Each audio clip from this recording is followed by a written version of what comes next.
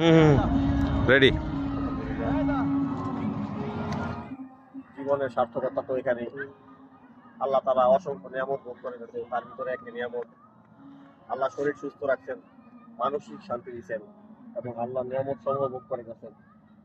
উপরে আকাশ, নিচে পদ্মা সেতু, পদ্মা নদী, প্রকৃতি, মানুষের জীবনধারা, আল্লাহ তাআলা কত নিয়ামত আমাদেরকে ভোগ করে গেছেন। আল্লাহ তাআলা শুকরিয়া আদায় করি আলহামদুলিল্লাহ।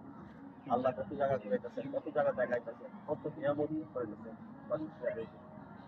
যারা অযথা দেশবাদী এখানে সেখানে বিভিন্ন বাজে কাজে সময় নষ্ট করে, তারা দেশ থেকে দেখেন, রসিক থেকে দেখেন, আনন্দ উপভোগ করে। মানসিক শান্তির যে পৃথিবীতে কোনো সুখ নেই। মানসিক সুখ সবচেয়ে বড় সুখ, দুনিয়ার সবচেয়ে বড় সুখ মানসিক সুখ। আল্লাহ তাআলা সবাইকে সুখ দেন, যাদেরকে দিয়েছে তাদেরকে নিয়ামতের শুকরিয়া আদায় করা হয়।